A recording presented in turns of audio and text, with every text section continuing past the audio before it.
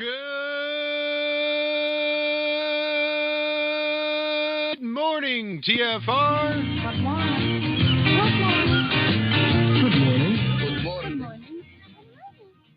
Hi, this is Alan.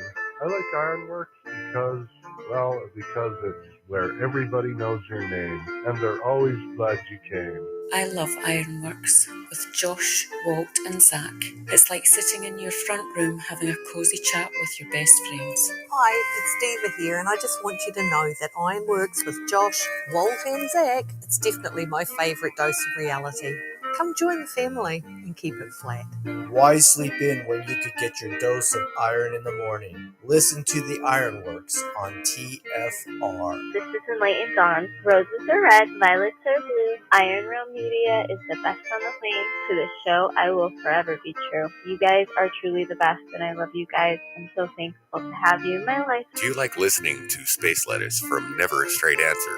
Then tune in to the Ironworx with Zack, Walter, and Josh. Break clear of the fear on the Ironworx and become an Iron Scout. It is Tuesday, my dudes. Yay! And a happy Tuesday to you all. Welcome here to the Ironworx right here, True Frequency Radio, TFRlive.com. Josh, Walt, Zack hanging out with you for another exciting episode of the Ironworx. Morning, gentlemen. Howdy. I didn't hear our normal intro or something. What happened? I don't know. They might have kicked us off. Took away our show. I don't know. Cool. No. I mean, I did hear the commercials, but I definitely did not hear our intro music. It's because we didn't confess that meth, I bet, as we...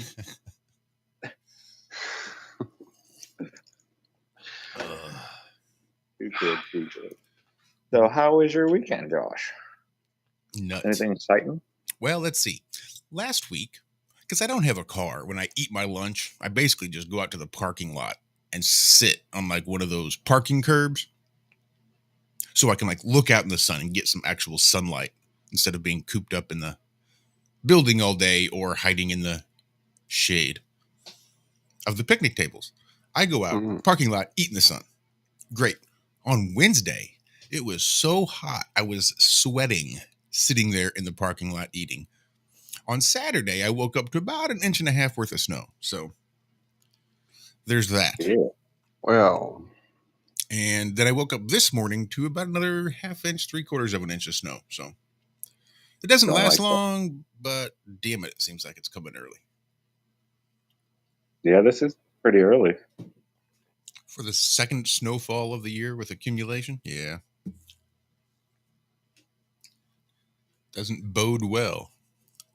Yeah, it got chilly up in Raleigh over the weekend. It was beautiful Friday and then Saturday during the day. And then Saturday night it dropped down in the 30s. We had like these French doors that went out looking over the parking lot. It was a B&B, but it was like an apartment building, like a condo. Big. Yeah, it was weird. That is weird.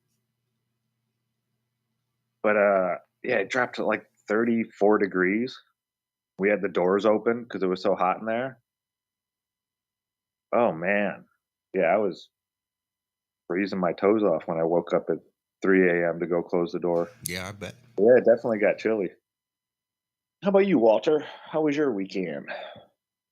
Yeah, it was good. I had a nice time of quietude, and I did some of that moving and cleaning. Not all I want to do. There's miles to go before I rest, Butterfly. But yeah, it definitely got started. And then the guitar. Oh, the guitar. I've decided to upgrade my guitar. It's my better option. It's the guitar that got me where I am today, in this huge world of guitar. No, it's the guitar that pulled me back from the wreck, that made my arm work again and my thumbs. And so instead of leaving it for another guitar. God, hello, tongue. Are you waking up? Anyway.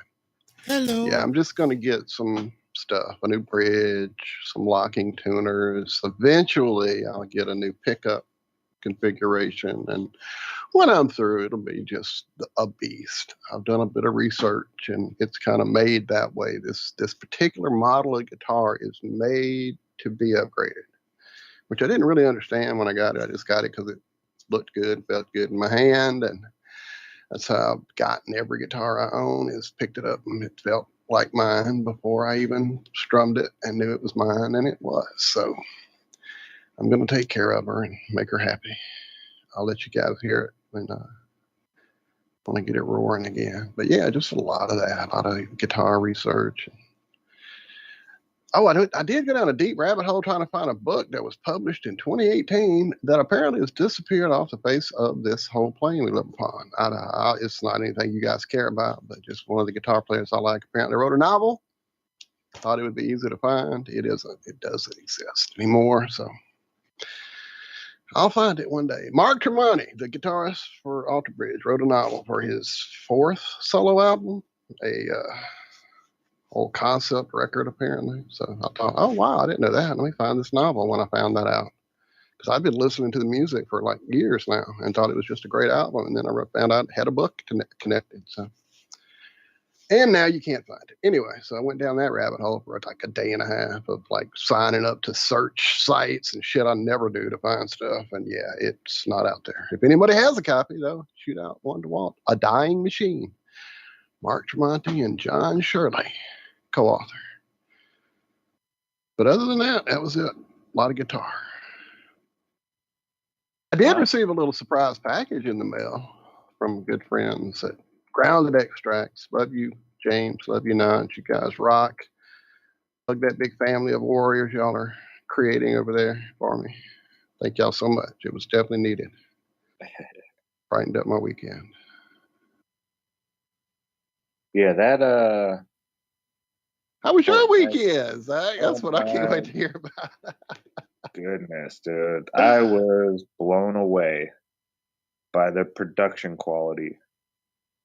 I mean, Jaron was showing me it on Twitch, and that looked amazing. That looked like regular TV. But being there, I mean, I've never been to a concert that had so much done to it to make it, pleasing to the eyes and all that kind of stuff. Like, this place was set up amazing. I sent you guys a little video, I think, on, dude, it was like wall to wall, one screen from one side of the stage all the way to the other. They had all 100 players sitting there. It was insane. Just the production value alone, I was blown away. And then the oldest person was 21. There was one of them. The next person, there was less than 9 that were 18 or over. So 90 13 to 70-year-olds, or 13 to 17-year-olds. And it was $1 million prize pool. The winners took home $200,000. That's crazy. This is getting so big now. The 27 different countries were represented. There were people from 27 different countries. That just blew my mind. I mean, they had these young guys from Norway and Japan and Australia and Germany, and it's getting big. I mean, I give it 20 years, give it 2 decades, and they're going to be selling out arenas for this type of stuff. I was watching grown men fawning over young children playing children's games, just like professional sports. And Screaming their name. Huh? I was just saying, to think it all started with the Power Glove. So bad. Oh, that's yeah, epic. Jaron had an awesome time. He really loved Raleigh. Nice little town. Is it like older and antiquated out and all that? There is some of that. I mean, they've modernized a lot of the buildings. I was going up and touching them, and like you could tell that this is an old building. They just kind of put some spackle and a new facade over it to make it look new. But I did find this old church, ancient looking church, and it had copper lining the whole top of the church. It had, it was so weird. This is radio, so I got some pictures of it. We can show them on Friday night. Show it on the radio. I'm messing with you. But yeah, weird. The bricks, oh my goodness, they felt so different than modern bricks. Just so different. There was this one archway that wasn't connected to the church. It was just standing there alone all by itself. And you could see on the concrete where they had taken off 6 other pieces of something. They were like torn off. And then you could see where they replaced it with these fleur-de-lis flowers. 6 of them in like a arc pattern where they had removed whatever was there before. Yeah, it was really neat. Really neat old town. And yeah, I haven't walked around a city like that in I don't know how long, since, probably Chicago. And I watched I was catching a lot of the Mount Meru.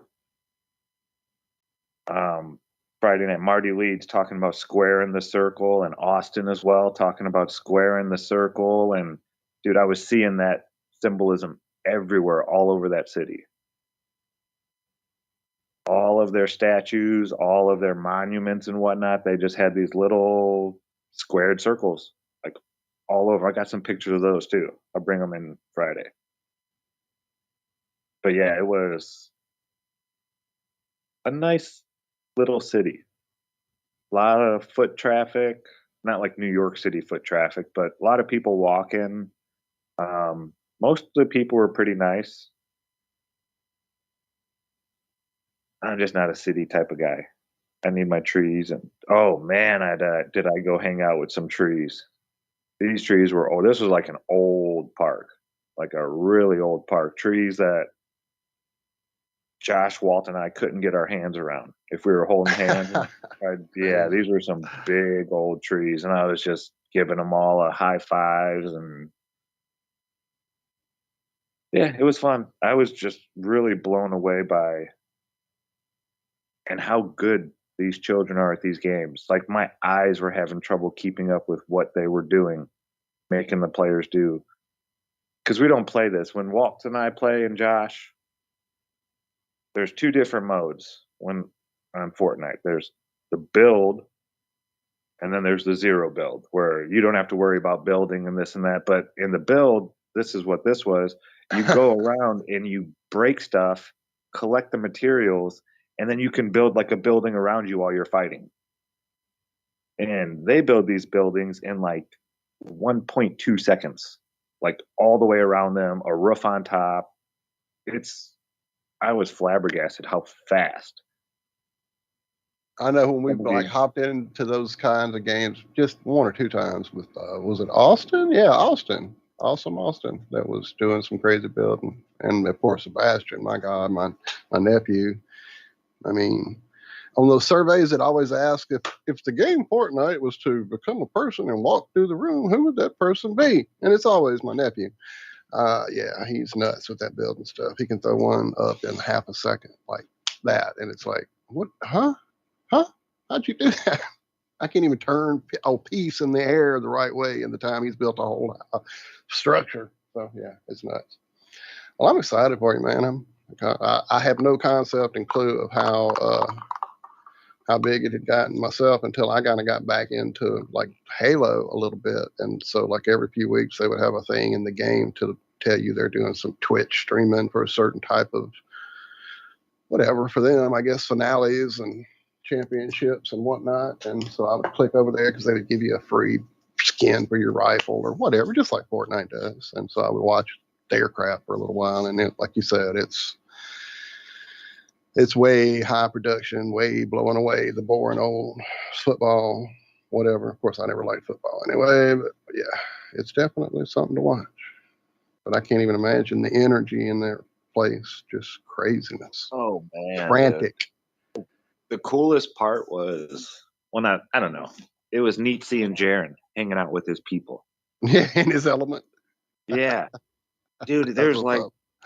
the people he hangs out with that know him are like the people who have over 1 million subscribers on all this stuff, and people are coming up and taking selfies with all the guys Jaren's just standing around chatting with. Righto. They all know him because of his, his computer stuff. He doesn't play with them like in the game too much, but they all know him. It's weird. It was just, yeah. I had no idea he was so well known in the Fortnite community. Just not for being a player, but for being, Right. content. Yeah, whatever yeah. It was really cool seeing him in his element though. He liked it a lot too. He likes the city of Raleigh and Epic's right there. And he got to meet one of his mentors for the first time in person. His like the head of Hacker One. Really nice guy. Really, you could tell that he really likes Jaren a lot. It was weird. I got the impression that he was more nervous than Jaren was. That's what I saw. And I went up and shook his hand and everything, and yeah, you could tell he really has a shine for Jaren. They were sitting there. This guy is like the guy in back running all the technical stuff. That's this guy. He was there working. And the whole time, Jaren's texting him questions and this stuff, and like 2-3 seconds later, he'd have an answer. And I know he doesn't do that with all his, there's a big team of guys back there, but it seems like when Jaren, really, I don't even know how to say it. He takes Jaren's advice, maybe, or his, he holds Jaren's opinion highly. I'll say. Nice. Yeah. Very, very cool. But yeah, great weekend. It was a lot of fun. Drive wasn't too bad. About 4 hours. Been a while since I've done one of those. I forget how much my butt used to get so sore. Just sitting in that same spot for hours and hours and hours. But yeah, not a bad. I'd definitely go see one again. It was neat because when we got there, they're telling you, there's a line going around the convention center, down the street. Like when we walked up, people were already waiting an hour before the thing opened. But we had these passes because if you bought your ticket early, Fortnite or Epic actually sent you an email saying, hey, you're a verified early buyer, blah, blah, blah. You get to get into the event an hour early. And of course, Jaren knew about it. And so we just walked right up to the very front of the line and showed him this little email. And they're like, okay, go ahead, go in. And we got to like skip all that nonsense and go in. We got to go in and, we had first access to the concession stands and the vending machines and the meet the player lounge and all that kind of stuff. So it was, yeah. And he was saying, you know what? I bet a third of these people waiting in line here have this email and they just don't know it. And he was getting a kick out of that. But yeah, Raleigh's a really nice city. I was impressed at how clean they keep it. Oh, I went to this amazing restaurant. It's called A Place at the Table. There's 15 of these around the country, 2 of them in Raleigh. I guess they were more prominent before all the nonsense back in 2020. But it's a place where homeless people, you can come in, you can pay the suggested price. You could pay half the suggested price. You could pay more than the suggested price, or you could not pay at all. You could work an hour to work off a meal if you want, but it's a place where homeless people can come in, order something off a menu, not get handed a plate and say, this is what you're eating today, but actually order something off a menu and get it without paying at all. And then it's all run on donations. The whole place is run on donations and people donating their time to help run it. And I just thought it was the coolest place. A very awesome. cool idea. Yeah. It's like you said, most setups like that are pretty much, here you go, this is it. Yeah, What we this is got what you're tonight. eating I mean, I today. helped Yeah. a few different churches when I was in college there with some friends of mine. We had a little group that would go volunteer at a couple of different kitchens. And yeah, it was pretty much, whatever we made, that's what we had. But having the options, man, Yeah, like that's a my prison idea. line. Right. Yeah. Like exactly. a prison line. Here's your food. This is what you're eating. Move. Here's your And yeah, it was canned all good pudding. intentions. It's all good intentions. But this, Oh, yeah. she wanted to make the people feel more, human. Like, here's a menu. Here's a table. Just go order whatever you'd like. And a lot of them did. I saw a couple homeless people with the apron on. They were cleaning tables and this and that. And it wasn't a really bad homeless problem there so much in Raleigh. They were definitely there, walking around, sleeping in parks and stuff like that. But it wasn't like LA homeless tent metropolis type stuff. It hasn't gotten to that yet. But I just thought it was a really cool restaurant and a really just a nice gesture for the community. Like, hey, let's help out the people that need help, and just give them a chance to feel human, like they're walking into a restaurant again and just ordering what they want. Yeah, I thought it was beautiful. Really nice people. Yeah, it's a nice little town, Raleigh. If you're ever in North Carolina out that way, it's not a bad place to spend a night and visit and go for a walk. Safe, very safe. I was walking back to the B&B the first night, and there's a gentleman and his young son, and they were walking down, and I saw the Fortnite stuff in their hand, so I was talking to them. And they drove from Chicago to go see that. And we were talking about the city, and he was like, yeah, this is amazing, man. You can't do this in Chicago at night. He was like, well, most parts you can't now. There's some parts you still can, and he's not joking. He's,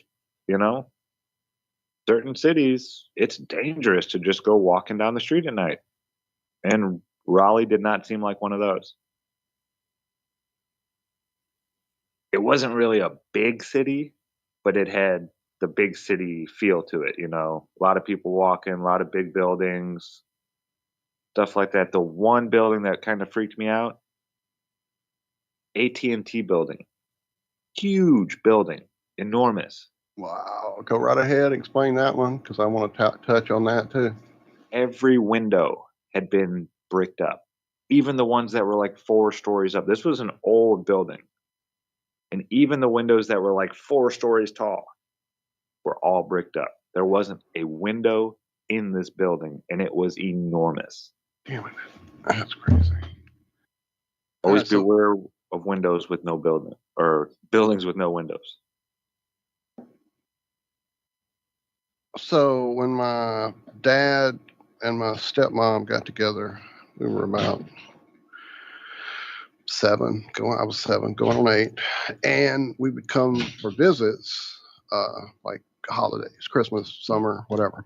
And so, because we lived with my mom once my folks got divorced, and so we came here, and on the way, how you would go to this back road way to get back and forth back then was along a lot of levee roads, and yeah, it was real crazy. So going through this back part of Morgan City, we would come into the town and pass by this building. And as soon as I saw that building, it gave me the willy creepies. And there were these big, weird metal things that looked like something out of a Metropolis movie that would be broadcasting mind control waves out into the populace. These big metal, metallic, silverish, speakery, antenna-y, satellite-y things that I don't see on any buildings anymore, but it had them, and that freaked me out. And then he told me that I was about to meet my stepsister who worked in that building, and that did it. I was fucking flipped out. So that time on, anytime I saw an AT&T building, and that's what it was, AT&T, or back then it was Bell, whatever, but became AT&T. Every time, even in this little town, there's a tiny building that has AT&T shit going on, and it's weird feeling and weirdly built and bricked up and all those weird fucking things like you're talking about. What's that about? Yeah, I don't know. It was. I just felt weird. Right, the energy, the feeling. It wasn't Yeah. even like, oh, it's a spooky looking old building. It just felt fucking wrong. Like, that ain't right. Something's wrong going on right there. Right along it. Yeah, I looked and I was like, oh, the windows are boarded up or all bricked up down here on the bottom. Okay. Then I look up in the next floor and it's all bricked up in the next one. And yeah, it made me look at it. The feeling I got from it. I see David M talking about the same thing there in chat. Before we get too far from the video game topic, I see a few things there in comments about chat about, like, you know, subliminal messages and etc. during the games, and definitely lots of that. Excuse me. Damn, excuse me. And as I played a little bit this weekend, dipping into games I haven't messed with in a minute, one of them being GTA, I remembered why I hadn't played a minute. They basically turned it loose to the cheaters. They like shut down a couple of their anti-cheat systems and things like that. That doesn't make any sense to the community. It's kind of like they're just turning it loose. Here, enjoy, fuck up everything y'all want to fuck up.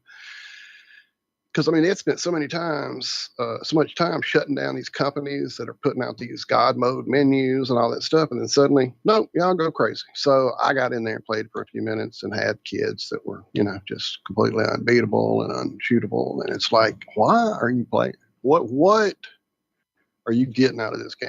You're not trying to do anything. You're not trying to accomplish missions, do sales, build up your character, meet other people, have fun, do crazy, let's chase each other in backhoes. You're not doing anything except preventing me from having fun in my game and just blowing shit up and causing chaos. And like, you've broken the game for yourself. At this point, you have so much unlimited power that you have no fun in the game anymore. So you're going to ruin it for everybody else. That's all I can see. And then it kind of like hit me as I watched this movie later in the night afterward. It's a movie called Fallen. If you've never seen it, go check it out. It's really, really, really excellent. Is that with Denzel? Denzel, absolutely. And in it, he's talking to one of his partner. They're cops, and he says something. John Goodman's character says, maybe when we figure all this life out, when we figure it all out, why we're here, that's when you get a heart attack or you die or you whatever. That's crazy. I've had that exact same thought. And you move on. You can't hang out here knowing all that shit. You'd be like a God mode. You'd have no fun. You'd be fucking shit up for everybody else. So, yeah. Interesting little connection. Right. It's on my side. Yes, it is. Excellent movie. Oh, great movie. John Goodman, Denzel Washington. It's just... And then Azazel is, I don't want to ruin it too much. Stuff. Yeah, don't ruin it. It's excellent. Really great. But it's Denzel Washington. It's real shit. That's what it is. That the spiritual battle is real. The spiritual world is real. Demons are real. And yeah, I won't go any further than that. But it's awesome. Great we are talking through the commercial time. I just realized. And I'm wondering if we have I had the studio at all. in. And then I went back and I was on some weird error screen. What the hell? Yeah, it was kind of hard getting in. Chris may be in there tweaking settings now. Yeah, because it was on some weird settings. I mean, some screen I never saw before. Yeah, me too. I took a few tries to actually get into the studio. And then once I did, there was no... When you hit the break... Sorry, it was already muted. So Chris may have had us muted as a show while he was tweaking and tinkering. I wouldn't blame him at all. I unmuted it manually through the studio just as we'd get out. And once the break hit, I heard no break music. I thought, well, maybe I'll just go ahead and mute back up and leave it that way. So we're muted on the studio. I can probably bounce them if we need to. They're not doing anything really. Yeah, I just didn't want to mess up anything. Yeah. I didn't even think about Chris being back there doing stuff when I just start fucking around with the... I'm sorry. I see Brian BCB there in chat calling back here, saying that the bricked up AT&T buildings are only weird for those that don't work in the telecom field. It's quite normal. since I was 8 years old, they've been bizarre, twisted buildings. That's kind of the question, though, for me, though, is, Brian, why? Why is that the mode? Why is that the norm? Why? What? Are we keeping in some Saw kind somebody in chat. of quiet? Yeah, somebody said they quiet mode. I mean, what is it? Well, there's radiation coming off the switchboards or something like that, so they would. So just cook them in there? Yeah, that's. I saw somebody in chat mention something about that. I don't know. So remember Day After Tomorrow, the movie, and he had to get to the library in New York after the storm hit, and he went down to the payphone because payphones always have power. The phone lines actually provide power to the phone. Same way it works in your house too. Mm-hmm. Well, if you have a landline. Yeah, all those phone lines carry power with them. Wow, yeah. So I'm just wondering, do they pick up the power? Are they like... Or is the power created there at the building? Yeah. Yeah. Wow, then why would the phone lines work if everything else... Right.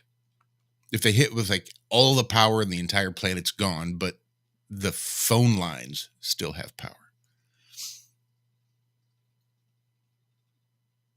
I don't know. I don't know either. Wild stuff. Wild, crazy stuff. Wild stuff. So, well, yeah.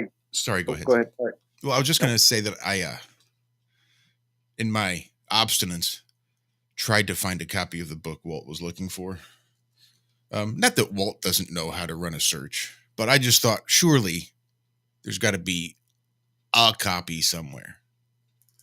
And while I did not find one for sale per se, I did find a website that allows you to search libraries in case you need to check out a copy. So I did find one at least near me, so I did drop a link here in the chat, Walter, if you wanted to search the libraries around you and see if anybody might have a copy that you could pick up and borrow. Because as far as I know, that's the only way you're going to get a copy. Wow, that's wild. It really is. It's only like 3 years old. Looks like it was What's the name of the book again? Dying Machine, a Dying or The Dying Machine, something like that. That's got to be irritating. You work all that time to write a book and then... Nobody can find it? Nobody can find it? Wow. Yeah, that's wild. Now I want to read it. And I get it. I mean, hey, I'm the guitar player for Creed and Alter Bridge, and I'm going to write a book. Woo! Okay, you little Marky boy, you sit down and play your guitar. I get that. But he's pretty intelligent, and his lyrics are fucking thought-provoking, and he had a co-author, so I just wanted to see what it was all about and tie the story in, because I knew there was a story in the songs. I could hear that in the lyrics, and it must be a concept album, but suddenly there was this book in a ad or something. I'm like, book, what? And so went down that hole and found out I had missed the ride, apparently. And even in like his forums on his Facebook page and whatever, and I went way back to that time frame and tried to see and he did hey, I got this book. And people were excited. Maybe they all bought up the few copies he had. Now it's like the collector's item to have. I don't know. I just wanted to read the damn story. So I will check the libraries, though. Thank you, sir. And usually you can find a PDF or something like that. Yeah, somebody's got an old used copy at some used bookstore online. Even Amazon has used bookstore access that you can usually get. I can get a third or fourth hand copy of his books, his guitar stuff, tablature, DVDs he's put out, all that. But yeah, this book is not out there. Wild. Shell did the same thing. Now she was like, give me a minute. And I'm like, okay, you go right ahead. You go right ahead. Yeah. Teach Walter how to do the Google. Like a Walter and his internet ass. He don't know. And I don't usually, but when I spend 2 days on it, I'm like, I've done a thorough search. It don't exist.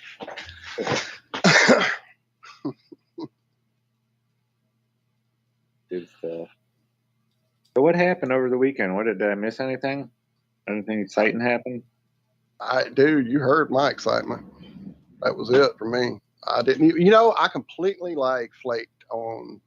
No, I really didn't flake. I just usually once we're done on a Friday afternoon, I'm done with the internet and the computer time, sitting and screening and because we do it all week. And so I'll play a few games and talk to you guys, and that's fun and a whole different vibe.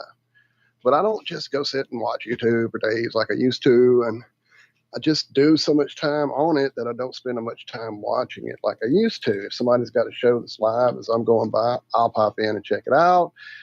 I completely, after we did our thing Friday, which was great, it was so fun flashing back with y'all, man. That was a blast. I'm so glad y'all all showed up and hung out for that little short hour. I really didn't think about the fact that it would be so short. Either I would throw two of those together. But anyway, it was fun flashing back and doing all that. But pretty much after Friday, I just went down those guitar and book search rabbit holes and never saw YouTube at all. I think I turned on a video to play a guitar along with Saturday afternoon and got stuck on a song that's in B tuning, not drop B, but it's tuned to B. Everything's down. It's nuts.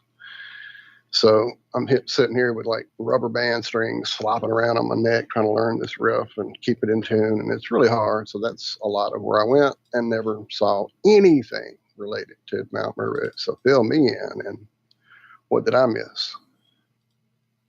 Oh, the presentations were amazing. The presentations that were given, Peggy Hall, her presentation was amazing on how, the first name, Amanda Vollmer. Amazing presentation on water. It should be out now, here pretty soon. I think it's going to be out on Telegram, maybe. But just about structured water. That's true. Gee, this is a whole paid event. I wouldn't have been able to check out even without paying for it. That's right. I forgot about that aspect. See, that's how behind I am, guys. I apologize. But yeah, it just hit me. Today or tomorrow, it's going to be all released on Telegram. And I'll be playing. Nice. Yeah, the presentations were awesome. Austin's presentation, I still have to go finish it. But that was a great one. Yeah, everybody.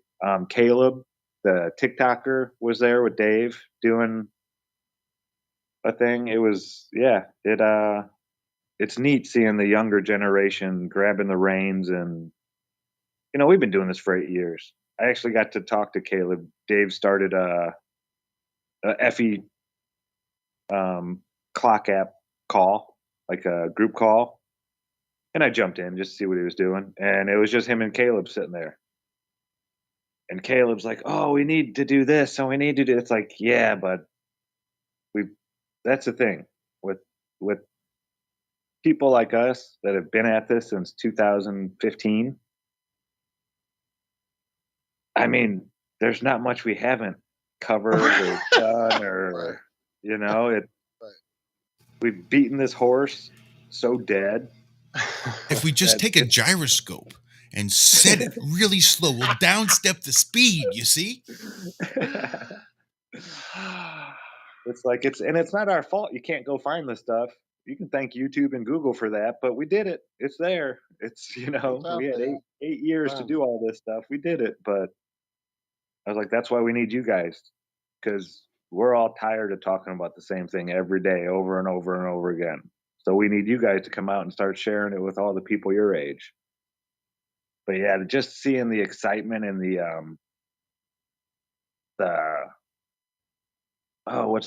energy coming off of that young man. You can tell that he's really just all in on this, 100%. We're going to make sure everybody knows the earth is flat. I don't care who calls me crazy. Yeah, I guess he's getting shadow banned now a lot already on TikTok and places like that. And he's only 25 too. Hey, is that Andrew B? That's me. Andrew B. Hey, what's going on, man? Not much, man. Just ate an edible for the first time in a long time. I want to talk to you guys about that too. Nice. But yeah, just to back up what you were saying there, Zach. Jaron has now officially uploaded, I think, every single thing from the summit, except for the last hour and a half, which was like the private VIP thing that I was a part of, that turned into a train wreck because of one person. Oh shit! Yeah, it was all Mandela effect for like an hour and a half, and everyone was just basically just like, "What are you fucking talking about?" Because like the things he was bringing up was just stupid. It wasn't even like a legitimate Mandela effect. But yeah, so I don't want to bogart the stream here, but I got some stuff to share. Hit it hard, brother. All right, so I was on the Melodome. I wasn't really on the Melodome. I was excuse me. I was just in the chat, and it was last week, and at the end of it, there was this random number generator. You know, you pick a number out of 1 to 100, and I won the number. And Austin is going to send me a T-shirt. And the guest on the show, her name she's a retired nurse, Tammy, and she has a company, and she also gave me something for free as well because I won. She sent me out, and they just came in today. And I told her I would help promote it a little bit, you know, for sending me a bag of free gummies here. And she makes them all herself. You can go back and watch the stream, and she talked. I mean, that's the stream I'm going to have to watch like 3 or 4 times because of the amount of information she put out, all about herbal medicine, and not just THC, but she's more into the CBD side, I think, and it's auralistic naturals, and she does all kinds of stuff. So, and I just ate one of them, and I'm waiting for it to kick in, which I think it is starting to. Sweet, you have to keep us updated live. Yeah, I think it's cool when there's. I don't know if she's into like flat Earth or anything because they didn't talk about that. It was just all about natural medicine and stuff. So I think it's important to promote those kind of people, like Amanda Vollmer, for example. Yeah, I'm a big fan of Amanda. We talked not too long ago about trying to get Amanda up in here, have a DMSO conversation. Yeah, I'm scared of that stuff. Yeah, me too. I've heard a lot. I don't even know what it is. It's just so dimethyl sulfoxide, DMSO, and apparently when they make paper and the pulping of the wood, they have to, on a cellular level, break that wood down to create the pulp. And that which is pulled out of the cells of the wood, I think, is this DMSO. It's a solvent. And yeah, it just thins everything out, breaks it all down, and makes it a little bit more transportable in the body, to the point that it'll pass things that which it's carrying right through the blood-brain barrier. Yeah, but I've heard people like Dave Weiss say like he puts it in his eyes or something like that, or Karen does. Yeesh. In her eyes? That's what they say. Yeah, you can put like a drop of it in your eye and it burns for a while, but it helps like your vision apparently. But I don't know. It just seems kind of dangerous to me. I mean, I could see that, especially if you have the little floaters and floaties and things. I can see how it would make sense that maybe pouring solvent into your eyeballs would help break some of those things down, and maybe like with the cataracts and things, I can see how that might be of a benefit. I mean, the things you're hearing right now on TFR are only for entertainment purposes. Don't ever fucking pour turpentine in your eyeball. Well, luckily turpentine is a little bit different of a solvent than is DMSO. No, I'm being stupid, but yeah, that's nuts thinking about this idea. If it's extracted from wood, isn't that? No, I might be wrong on this. Isn't absinthe, you know, the drinking alcohol, isn't it made kind of the same way? Similarly, well, that's made from. It's from wormwood, I believe. Is the specific wormwood and lemon balm. Those are the 2 main ingredients in absinthe. So it comes from wood. Well, yeah, it's a herb. They're plants. It comes from the green leaves of the plant. Oh, it's not like a tree bark kind of a wood? No. Oh, okay. I never looked it up. I actually grew some wormwood this year, and it loves this area. It took off like crazy. That and my lemon balm actually were 2 of the 4 plants that the annual or perennials we planted that really took. So yeah, I was thinking about maybe trying to make some absinthe, or at least the chemical compound in wormwood that makes you see little green fairies and all that stuff. Yeah, Seeking Starwater in chat. Yeah, the green fairy. There's that. Yep. There's that movie. What's it called? Euro Trip, when they go to that bar and Yeah. they drink it and they. Yeah. I guess here in the United States they sell absinthe now, but it doesn't have the wormwood in it. I think you can buy it with the wormwood. Do a little search. I tried that. Because you talked about this several weeks ago, and I thought I wonder if there's any way to get it imported. I thought to myself. So after a quick Google search, I saw people here in the U.S. selling it with the wormwood. I don't know if it's still got the same psychoactive properties that like original absinthe had, but yeah, I was watching a moonshiner thing, and they were. I mean, it was on TV, so take that with a grain of salt. But they were saying how, they can't sell the wormwood or the psychedelic stuff here in the U.S. So a lot of bars go to bootleggers to get their absinthe made, so it can actually be real absinthe. And that was how they made all their money, was making absinthe in big, large vats to for local. I think it was down near New Orleans, and they were making it for some local place. But yeah, that I'm sure there's different laws in different states and yada yada yada. So yeah, but you can buy it with it in there, huh? Seeking Starwater in chat was saying, yes, you can find it with wormwood. Nice. Want a quick shout out to Sketches too, or who earlier asked if I have anything started downstairs, any new plants, seeds popped, things like that, and I have not. Once I was relatively certain that I had spider mites or some sort of pest problem going on with the single plant that I had downstairs, I kind of wasn't sure what to do with it. I had to take it out of the room itself. It was just under a light for 24/7. I was just, because I had harvested, so everything was kind of shut down there, and I just hadn't moved it back in when I noticed that there were spider mites because I was taking it outside for the light cycles. And basically, I just effed it up real good. So I'll probably just have to pull her and start fresh. I really need to work on my light blocking. I've got some light leaks going on the flower side that I want to take care of before I get started. That way I don't have to pull plants out of the room and take them outside to catch more light. I can have two separate sides, one at 18 and 6 and one at 12 and 12, and I'd have to worry about mixing the two or having to supplement with sunlight outside at the risk of gripping pests or effing it up even more.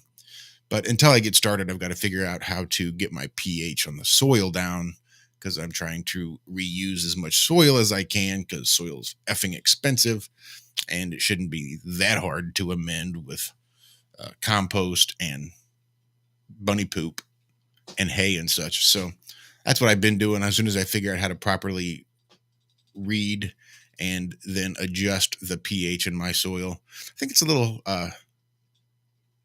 off. I'm not quite sure by how much. I don't know if it's too acidic or too basic. I've got to then calibrate my new pH pen with some distilled water and calibration solution so that I can get it accurate, so that I can then test my soil and figure out which direction I have to go to get the pH back in the proper position. I don't know. I've got some outside that I am just sort of letting compost naturally. So hopefully that pH will adjust naturally with all the. So Josh, I've never. So what I'm. Oh, I'm sorry. Go, Andrew. Oh, I got a buddy that he grows a lot. He's been growing for like 25, 30 years now. And he does a variation of how he grows from indoor, outdoor, greenhouse, that kind of thing. Different. I don't know how or why he does it, but he swears that the fertilizer he uses after every single grow, he'll take this stuff. You just go down to like a cannabis dispensary, and most of the places will sell it, and it has bat shit in it, guano, and he swears by that. Yeah, and he grows really good stuff too. I'm using Fox Farms nutrients in which I'm growing, and they've got several. Like their basic grow is a 3-bottle, and it should get you from veg through flower. But then you can, because they're smart, they don't put all of the ideal flower nutrients into that bottle which you used for flowering, so you can improve your final harvest if you buy another 3-step solution for the flower stage, which I've done as well. But the main growth part, just the NPK that you are feeding the plant pretty much throughout, is mostly bat guano, I believe. Worm castings and bat guano, I think, is one of the Grow Big might be the specific bottle. The Fox Farms Grow Big, I think, is mostly bat guano and worm casting. What movie was it? It was Ace Ventura 2. He's sitting down with the African tribe, and they give him this leaf. It's like, oh, this is good. And like, what's in it? Oh, it's guano. He's like, what's that? It's bad shit. Alrighty then. Bumblebee tuna. So from what I'm seeing in chat, I see a couple different people. Ian saying spider mites stay crop after crop, hard to get rid of them. Axel saying diatomaceous earth kills them. Interesting. David M suggesting spray isopropyl alcohol in the room. You can water it down and also buy some predator bugs, which is what I had actually heard back in the day. Was there are bugs you can add that will help. Thunder Chicken saying he's going to try peppermint essential oil in a diffuser next time he has to deal with them, which I know that didn't work for getting rid of mice when I read that online years ago and tried it with a bag of cotton balls and a few bottles of peppermint oil. And basically, we just had a minty smelling house and mice that were just running around, amped up on peppermint oil. Won't ladybugs eradicate? That might be the one I remember, actually. Sorry. I know ladybugs are vicious little bugs. They will, and they don't hurt your plants, but they will eat a lot of other bugs. Yeah, I've heard ladybugs and praying mantises are both very good. Oh, praying mantises. Oh my goodness. I was watching a video on praying mantises over the weekend.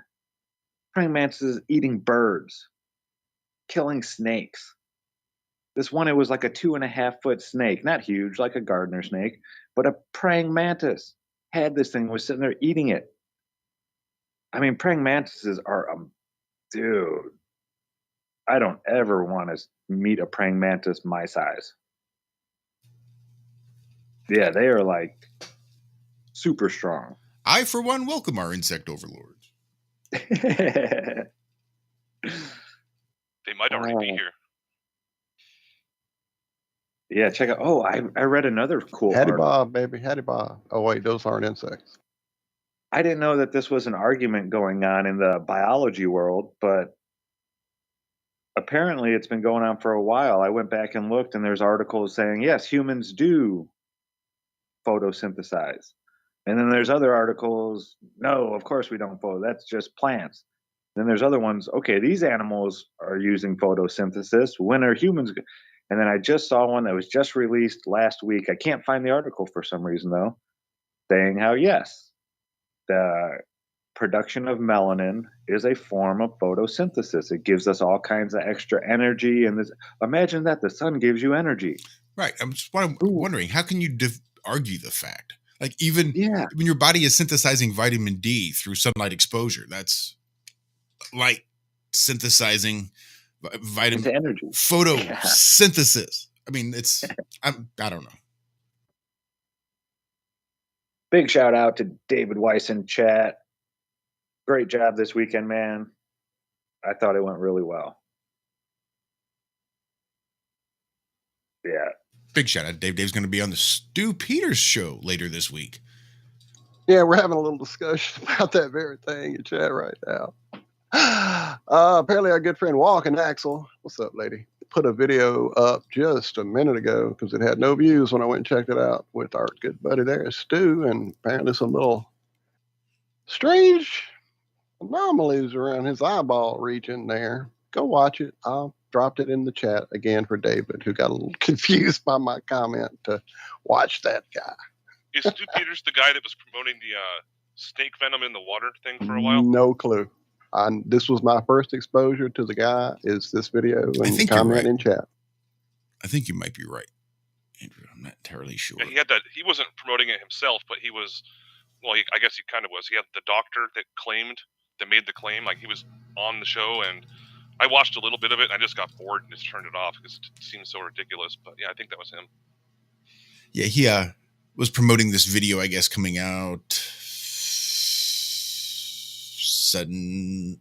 I don't know, something in regards to all of these now happening sudden deaths and some of the things that they're finding in the autopsied bodies and some really nasty stuff. And yeah, it's one of those things you really take with a grain of salt, because as I recall, he was one of those guys that was saying, yes, snake venom they're putting in the water, which it's a bold claim, I suppose. I had a sister-in-law who was an MD, and when she was going through med school, they had to play with cadavers all the time, taking them apart, seeing where all the pieces go. She said every once in a while, she would find one where it was like everything was in the wrong place. The veins, the arteries, all the organs were all like jumbled up and in different spots. And yeah, and they were always told to just discard those. Yeah, just ignore those anomalies to the human anatomy. Yeah. And she said it wasn't like once a week or anything, but she saw a few of them. It wasn't just one. She'd seen multiple where, yeah, like everything was out of place and just all wacky. Well, imagine you did an autopsy on the Elephant Man. You know that dude? You ever seen a picture of him? Yeah. Yeah, imagine doing the doctor that's like, oh, you got Elephant Man. He died. Actually, he killed himself. Yeah, doing an autopsy on someone like that. I mean, they might have all sorts of weird shit going on inside their body. Yeah. So apparently, according to Dave, Stu had DT Yardis. Probably a doctor. It's probably supposed to be a Dr. Yardis. Who claimed on the snake venom. And I don't know. I'm lost. You guys happen to catch the Melodome this weekend? I was able to watch the first maybe hour, something like that. I was there in chat. Yeah, I saw you in chat. They played a Kanye video, and Kanye is either he's coming out and just saying it. He's talking about sacrifices. I dropped the video in chat. It's like 4 minutes long. A lot of talking if you wanted to play it, but it's Kanye doing an interview talking about all the different celebrities and how they've all had to have sacrifices of their family members to get where they are. Yeah, it was. And then Austin and them talk about it, about, is he just playing his role here? Because he is confirming a lot of things that people have been saying for a long time. But it is Kanye West. Is he, playing a part here? But yeah, he goes into it. I'll drop the link in chat for y'all. Okay, so this is something weird about this whole situation. It's being blown up for the reason that he's basically being anti-Semitic, right? Which that's not even a real thing. It's like Semitism is just a language. So anyways, he's coming out. He's doing all that. He's worth billions of dollars. Like, if I had billions of dollars, I would stick my ass way out of the media. Just enjoy my life. But no, he's trying to make a big fucking deal about this because it's a publicity stunt or MK Ultra, in my opinion. Yeah, very well could be. I'm definitely holding my reservations. Well, I think definitely not. Sort of one of the things that he's saying is that he's one of the few artists that has managed to come as far as he has without having made a sacrifice. Dave, he said, I heard Kanye died suddenly next Monday. Kanye West didn't hang himself. But yeah, he was naming names, some big names. Bill Cosby, Michael Jordan. Like, whoa. This is the Truth Frequency Radio Network. TFR. Truth Frequency Radio. All right.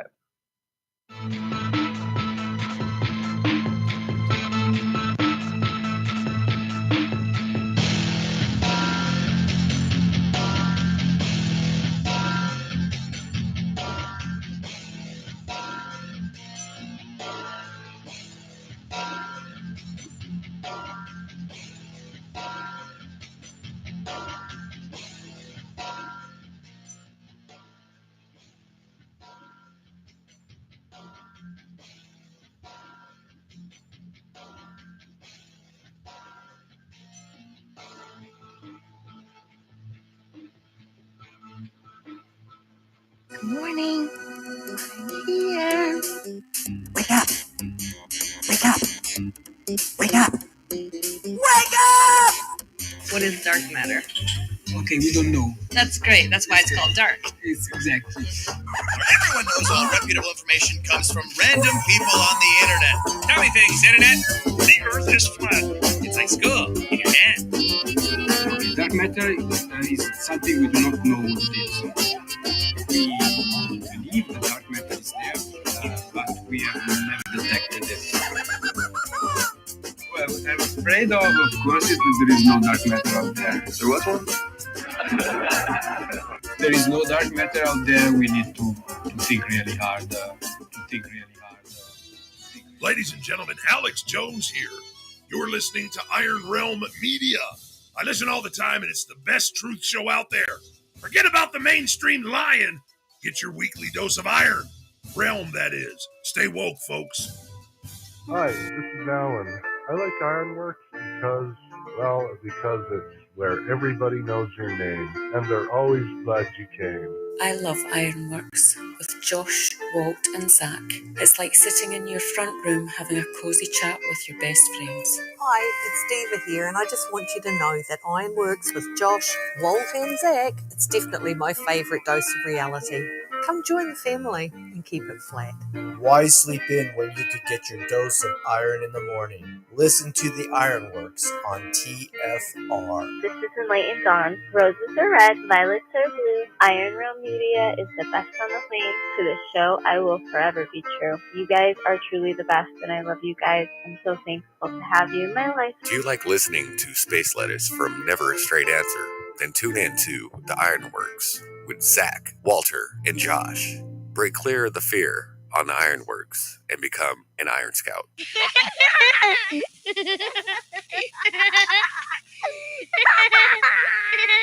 And welcome back to the first half of the second half of the Ironworx right here, Truth Frequency Radio, TFRlive.com.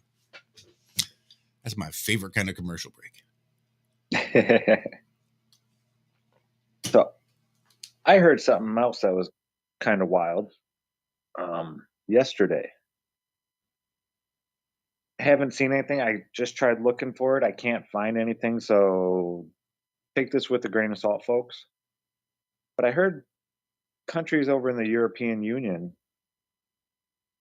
are now speaking against this whole vaccination amnesty. We're sorry. We didn't know.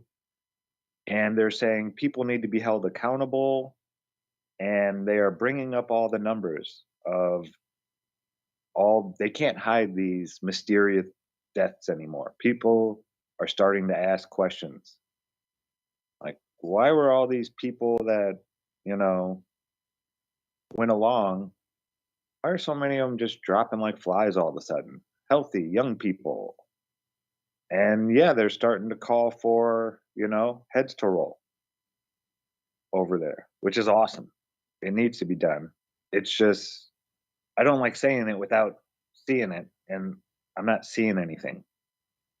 And it's not something that they're going to be promoting, on Google. It won't be in your promoted whatever Google feed. But yeah, I'm having trouble finding anything on it. But I've heard that people over in the European Union are starting to connect all the dots. Yeah, walking axle, 40% increase in all mortality deaths. And people are starting to ask questions. Yeah, cause of death, unknown, is the biggest killer in Canada right now on a plane. So people are starting to ask, like, hey, what's going on? Why is this happening? What's this? What's that? Yeah, it's about time. But we all knew this was going to take some time. And I just thought it was kind of funny. Right before all this started coming out, they started coming out with this whole amnesty thing. We're sorry. Just forgive us. We didn't mean it. Bullshit is my 2 words I have in response to say to them. I'll take that from friends and family. Oh, yeah, for sure. 100%. I'll take that from employers. Mm-hmm. Even to an extent. I mean, I get it. You're just trying to not get fined into oblivion so that you can keep your doors open, so that you can keep people employed and paid. I get it. But yeah, not from public officials, not from public employees. No amnesty for public employees. Nope. And that's something I really struggle with. The vaccination for the pharmaceutical companies. That's going to be a tough one because they had their amnesty built in. I mean, they knew this shit wasn't going to work. That's the rub, is so because they knew that. Well, the thing is, they didn't even test it. They admitted. And I guess that's it. They can't. You can't prove that they knew anything because it was not tested. Yeah, there was no. So that's their defense. Is we didn't even test it. Which is why we tested it. Which is why they built the amnesty into the contracts with the governments that bought their drugs. Saying, look, you can't prosecute us for whatever happens when you start giving this shit to people. But give it away because it's going to help. And we'll cut you a real sweet price point. Because we care about health, not price points.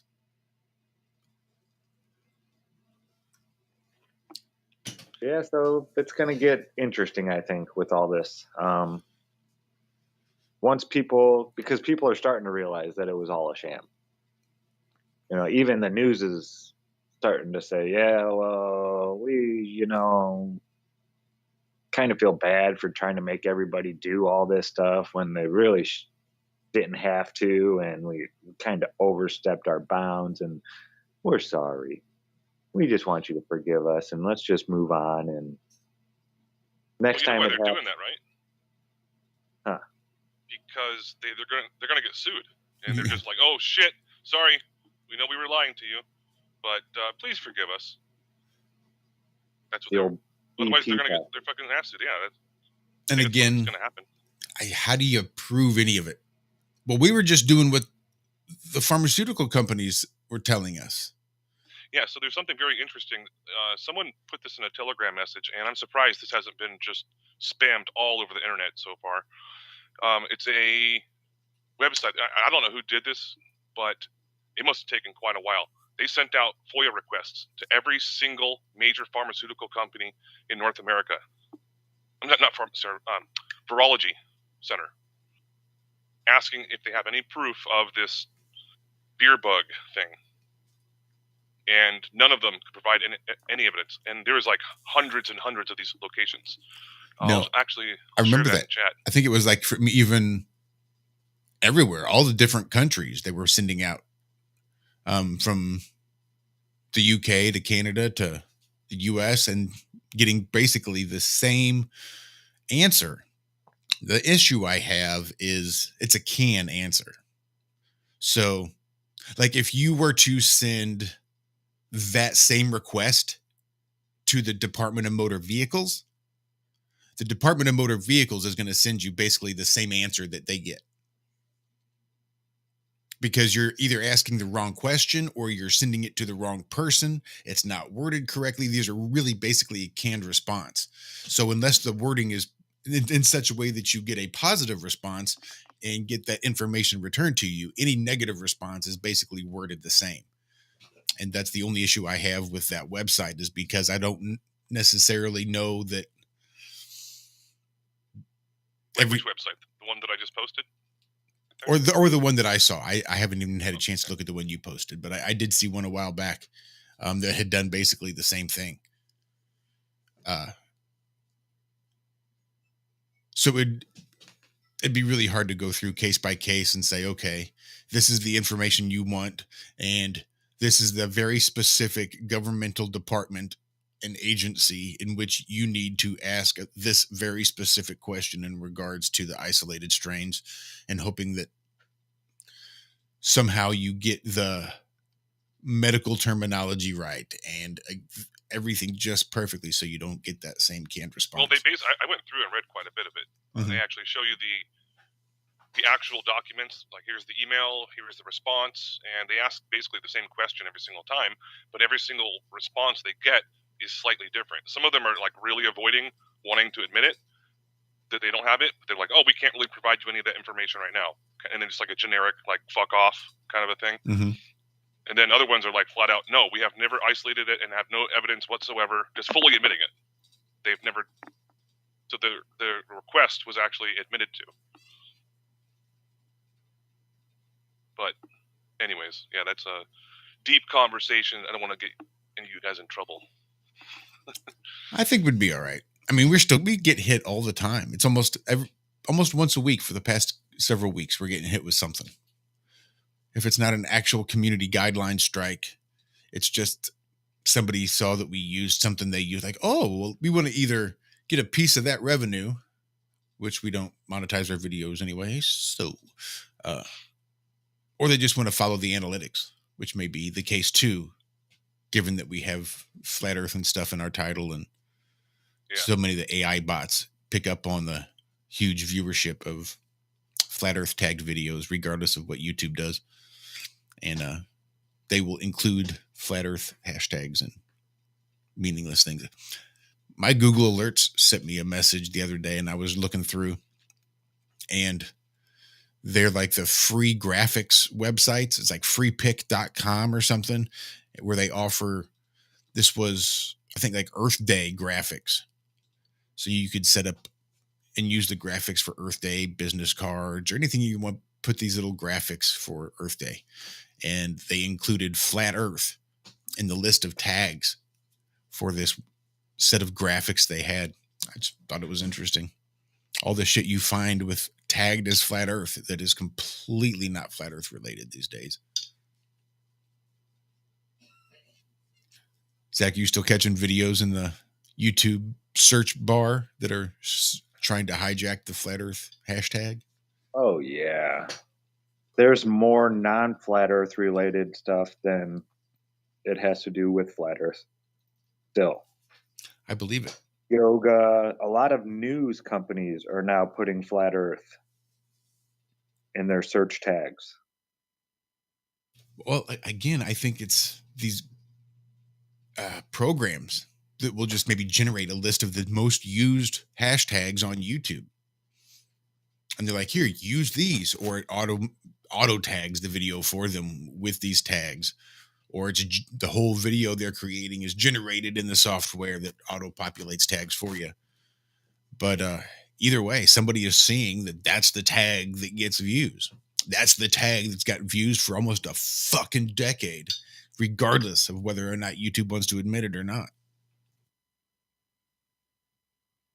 Yeah. Yeah, they don't know what to do.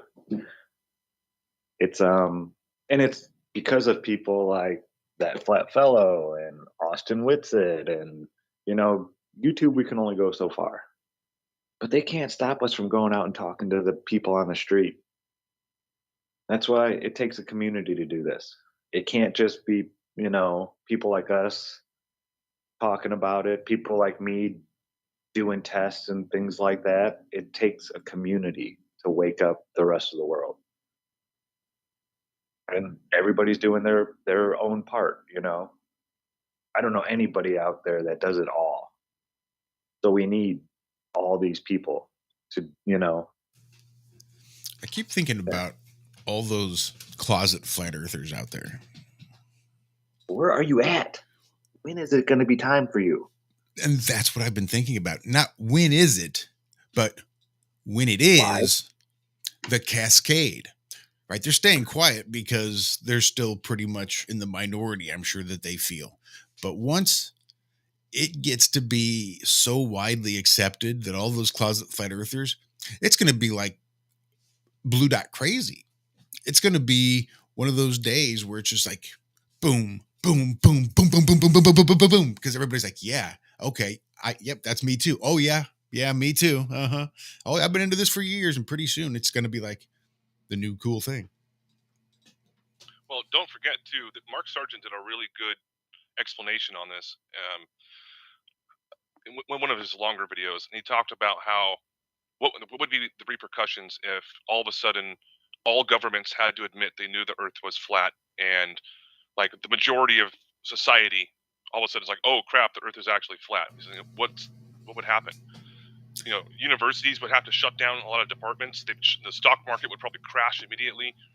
Religion would become dominant across the world.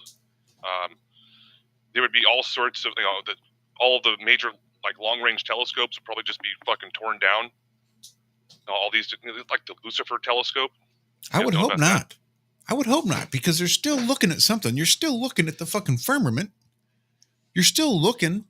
Well, you're still seeing shit. Yeah, I don't agree. That's what Mark Sargent was kind of just going along. No, all space I get agencies would be fucking shut down, like NASA fucking bankrupt. There'd be lawsuits off the wazoo, but the government would probably pardon most of them. So it would just be a major fucking catastrophe. So what I'm getting at is flat Earth has been weaponized socially.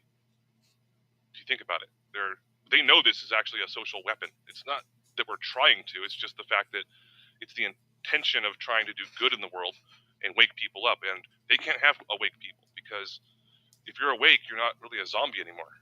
Well, it's the process too. It's on that as above, so below, the micro and the macro.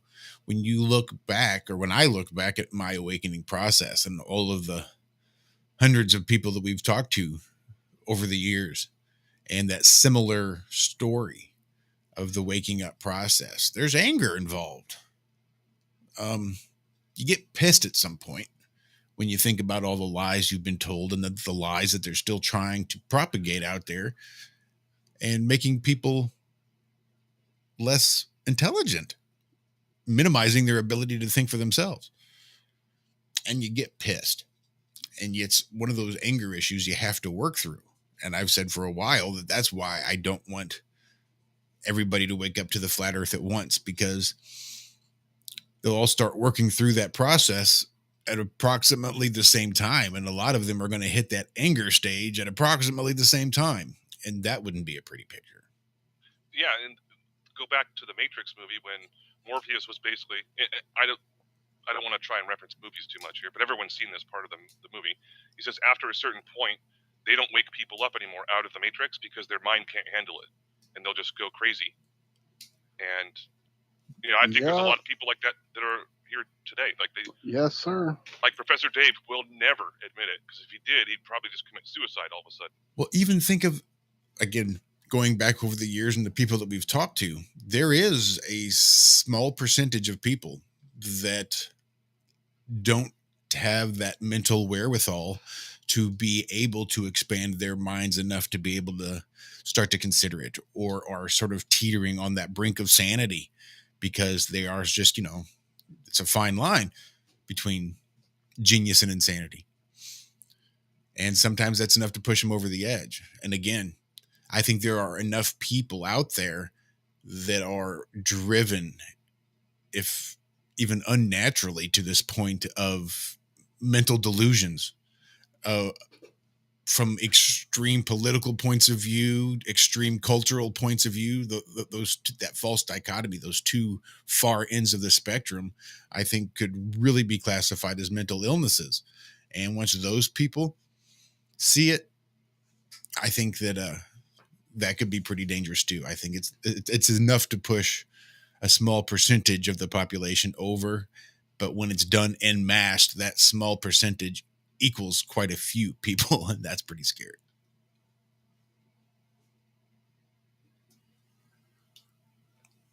Well, yeah, the world needs dumb people. The world wouldn't be here. Everyone was so smart. And you have to have the dumb people. It's kind of weird to say, but some people just have to be part of that slave culture where you're going to work at a gas station your entire life. So here's something. Was it in Caddyshack?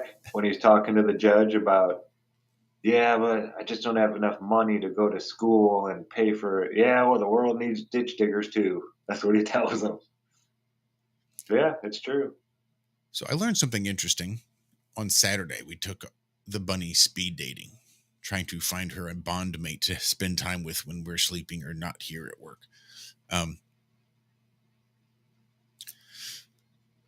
Bunnies they will fight for dominance. So sometimes you'll see bunnies sort of butt heads, but it's because the dominant rabbit has its head on the bottom. That's the dominating position in rabbits.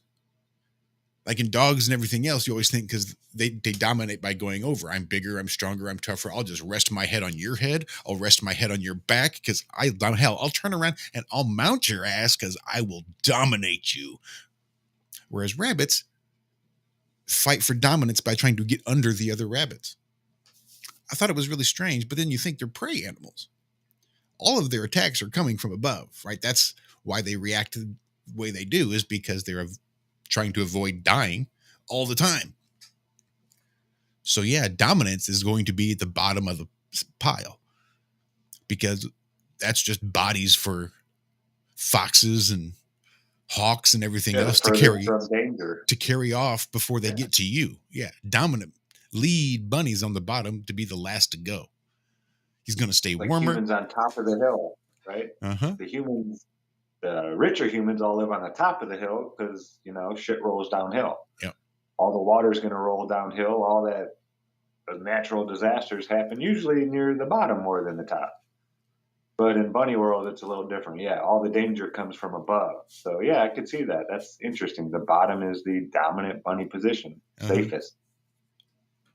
That's awesome. Interesting. Thought that was really interesting too.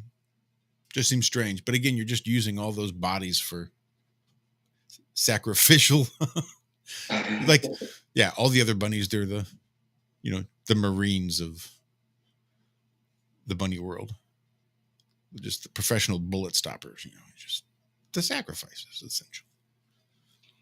And happy birthday to all the Marines out there, by the way. So earlier you guys were talking about the buildings that have no windows and have like these, 5G equipment and AT&T equipment in them and stuff. I've never seen that, but I'm going to start paying attention to like a lot of stuff when I go for my walks around the city because that's a really weird thing to do in the middle of a city, like right next to someone's house. High frequency equipment. It's dangerous to be around that kind of stuff.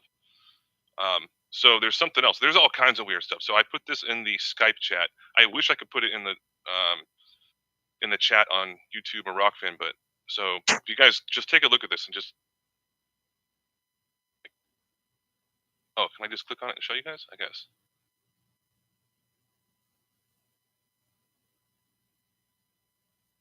What are we? See the picture? It's the little map area. I am not seeing anything. Are you, Josh? Yes. The one with the Creative Artists Agency? Yep. Yeah. Click on that and take a look at that. My buddy sent me that a while back. That's pretty good. That's pretty good. Let me see if I can show that to people better than I am now. That's down. I looked it up. It's down in LA. Oh, son of a gun. There it is, though. Make that a little bit bigger, let people see it even gooder.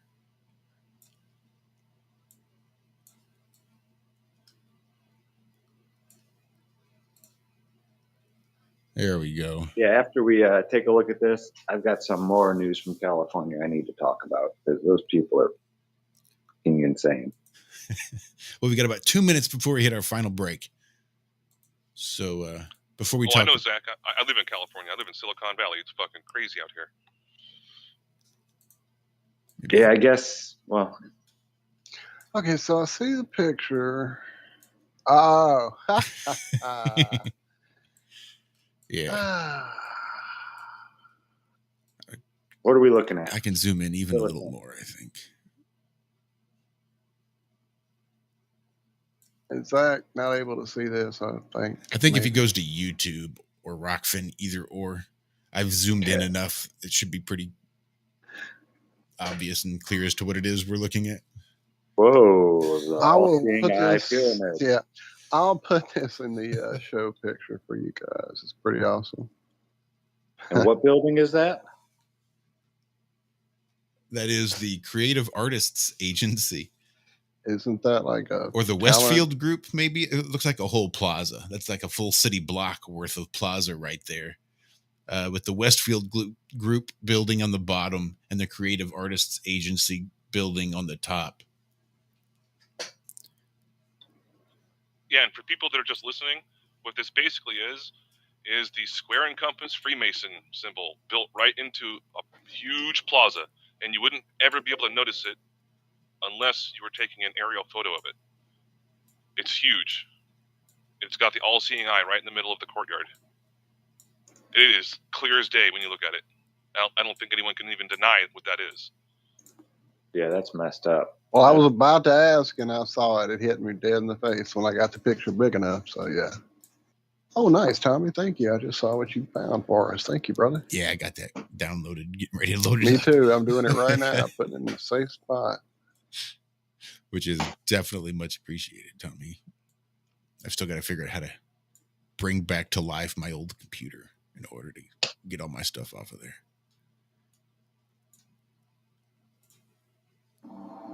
And there it is. Ye old break music.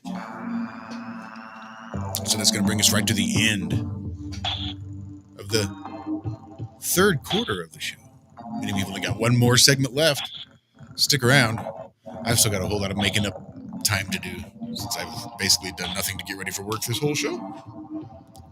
Stick around. We'll be right back. Ironworx, Truth Frequency Radio. How can I say that I can do something and then go out and do it? To the people that are watching, in your life right now, think about this. There's something that you want to do. There is something that you, I've told yourself, man, 2 years ago I should have started it. Yeah, yesterday I should have started it. Man, tomorrow I'm going to start. But you're afraid. You're doubting yourself. Every minute you get, think about it. You have the ability to do it. Just say you can.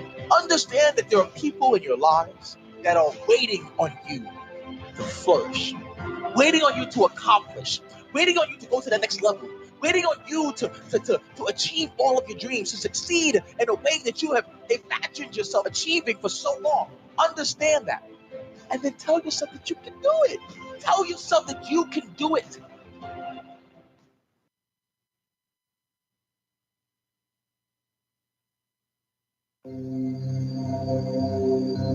Discover the extraordinary powers of intuitive healing with pain transmutation, a method of holistic healing for the human soul, body, mind, and emotions. If you are looking for answers and a deep understanding of how to help yourself and the people around you to live a happier, healthier life, this is the right place for you. Learn how to read your soul's history in the Akashic Records.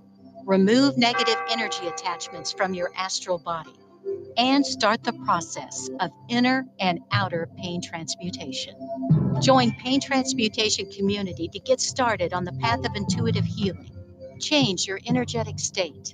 Manifest new and exciting experiences. Re-energize your life and build inspiring connections with others in our community.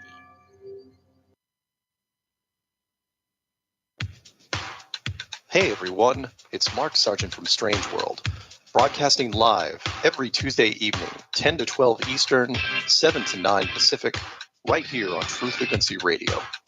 Strange World covers a wide range of topics, from enclosed world theory to lunar waves to the end of the world in film. It's basically doomsday with a silver lining. With the audience as my co-host, we take an optimistic approach to all things conspiracy and promote confidence, hope, and humor whenever possible. If there's a topic you want us to cover or a guest you would like to see interviewed, please email me at msargent23@comcast.net.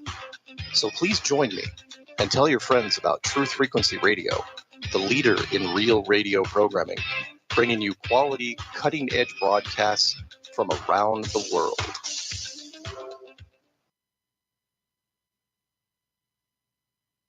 This is Truth Frequency Radio. No hate, no hype, no fear. Real people, real radio.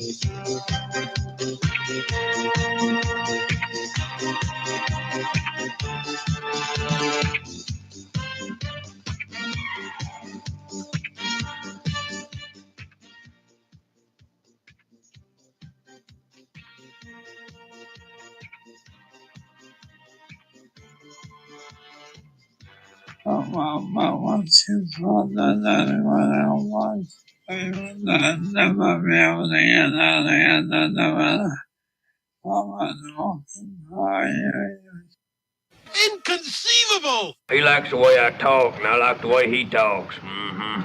And welcome back, fourth and final segment of the Ironworx, kicking off right now. So I heard this, I don't know if it was over the weekend or last week. I think it was after our last show Friday. But California is just, maybe not just, but they passed this new law, this new bill, giving children the right to go to the state of California, have gender-altering surgeries or procedures or medications prescribed to them without their parents even knowing. Not just consent, but the parents don't even know that it happened. They could be children out of state. Just go to California, walk up to one of these clinics and be like, I want to start taking this. Now, you can't, as a child, go into a tattoo parlor and say, I would like to get a tattoo. They'll be like, oh, we need your parents' permission. But in California, as a child, you can make these life-altering decisions. You know, you haven't even come close to blossoming yet as, you know, a human being and all the changes that take place in our bodies well into our 20s. And they're letting children make the decision now without their parents' consent. This is insanity. How is this legal? Have you guys heard about this at all? It sounds vaguely familiar. And I'm sure it's not.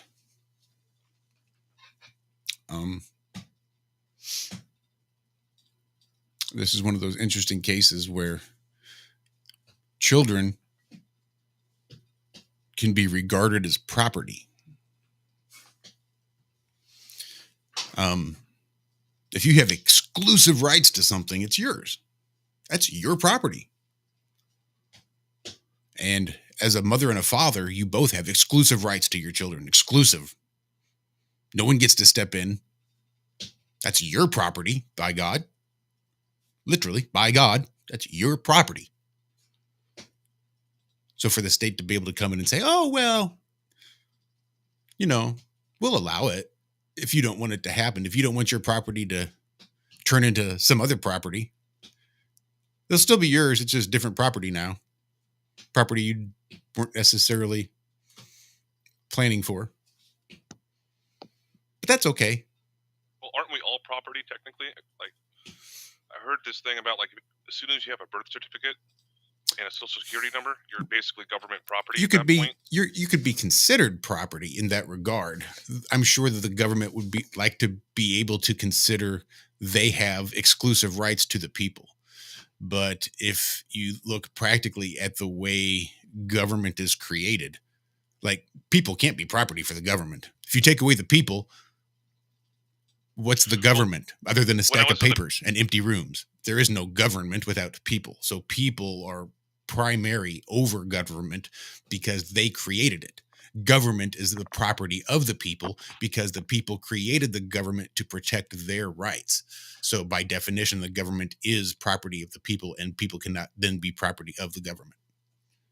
When I was in the military, I found out that if I went out and got like a sunburn, like really, really bad, to the point where I couldn't actually go to work because I would have to do like in the infirmary or something, or if I just one of my buddies got in trouble because he got drunk and had to punch out his window because he locked his keys in his car, and it shattered like 3 bones in his hand, and yeah, he got in trouble for that because we are considered government property.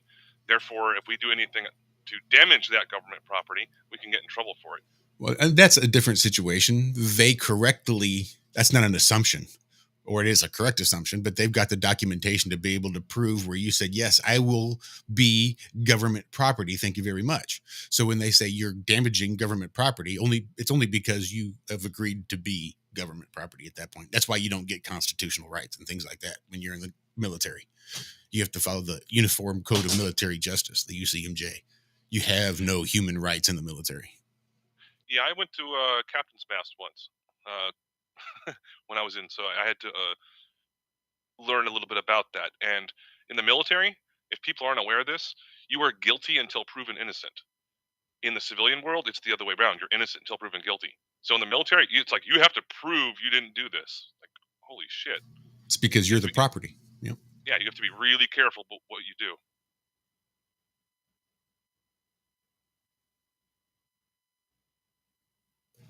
My brother was a military police officer.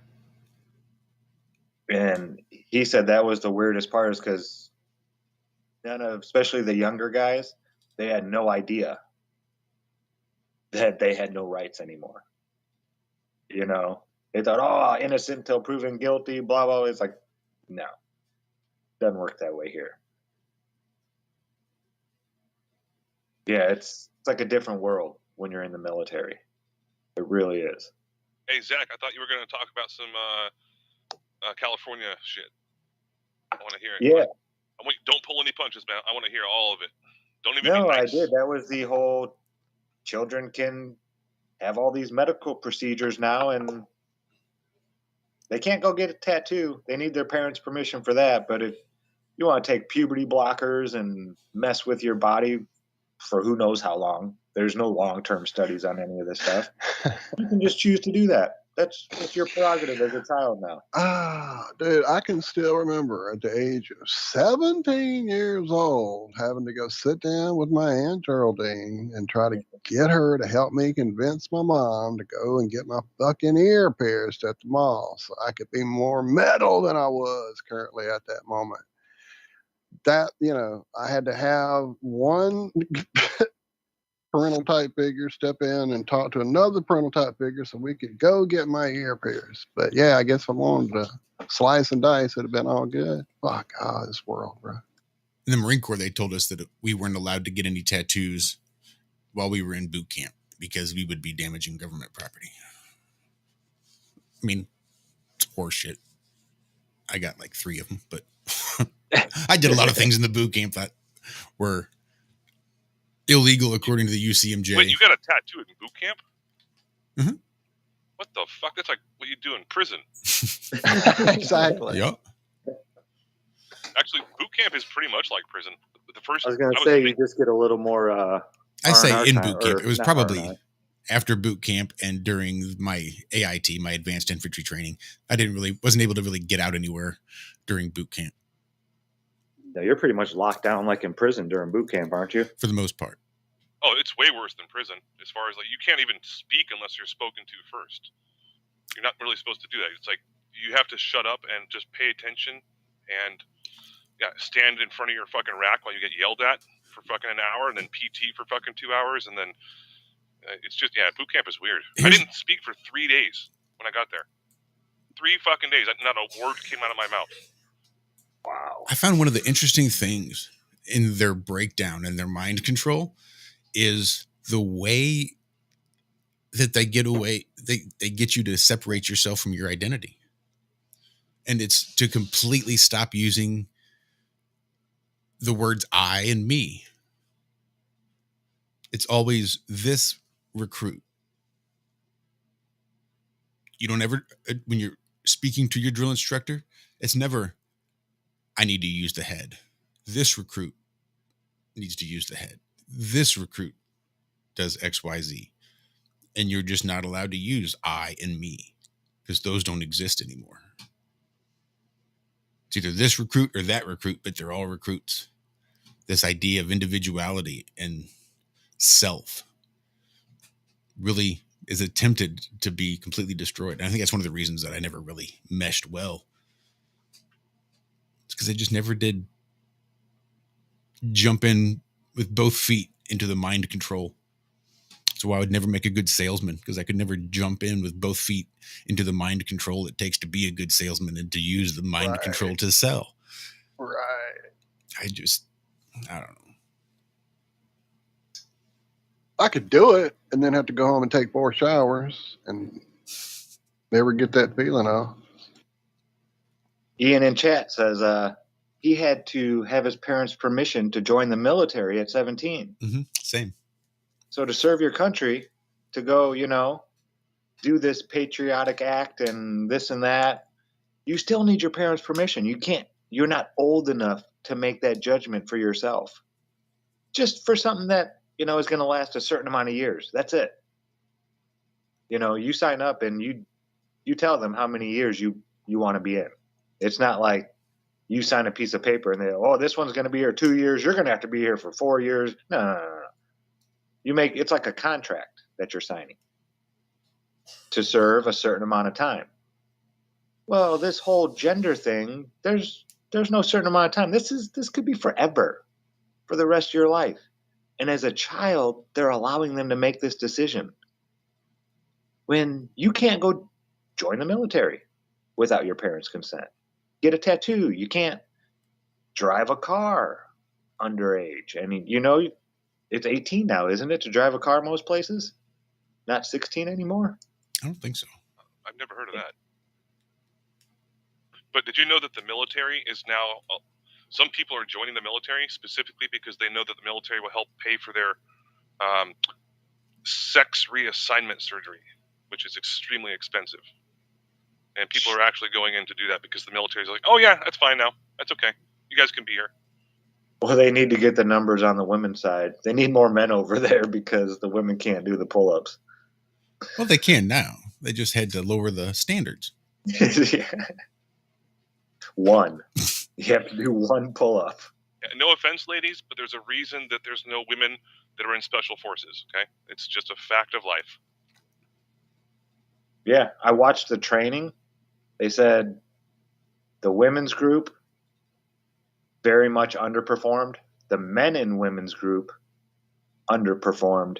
And only the all men finished in the time that they were allowed to do. Even when you mix the genders in a unit, there's still, you have stragglers. You're moving along. You're hiking with this big old rucksack on your back. You're doing 20 miles. That's not easy, folks. It's not a walk down to the park and let's have some ice cream. This is a walk. What do they call it? It's not we're going for a walk. What are you doing? A march? Humping. Yeah, you can actually go online and look up the actual standards according to like Navy SEALs, like what is the minimum amount of pull-ups they're required to be able to do upon graduation. How fast can they run a mile? Actually, how fast can they run 14 miles? If they can, there's these different. Can you fireman's carry someone for a mile? That kind of thing. Like tread water while holding a brick above your head. Yeah. Well, one of the really fucked up ones that I would probably never pass is it's off San Clemente Island, which is down in San Diego, and you have to swim. It's like 2.5 miles at night with no help, just bears, no flippers, nothing.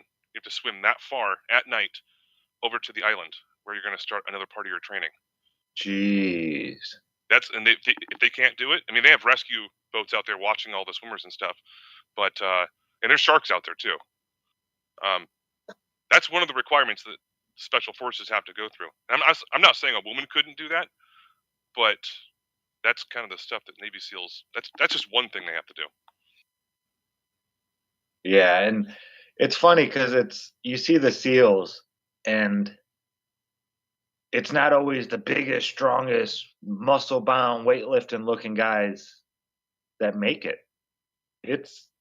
They're not looking physically. They can do whatever they want with your body. Really, it's a mental thing that they're looking for. Are you willing to go and sacrifice yourself to save the rest of your team? Do you have that in you? You know, that's what they're looking for. That people who can not just work with others, but become part of a new family almost. Those SEALs are a special group. Same thing with the Rangers and all these guys. It's not always the biggest, strongest, fastest. You know, that's why they have these limits. If you can do that, but you have this mentality too. See, I had a cousin who went through SEAL training and he passed, but just barely. And he was like a bodybuilder, big, huge, strong guy, you know, bench pressing 450 pounds, just big, strong guy. Physically, he was already there.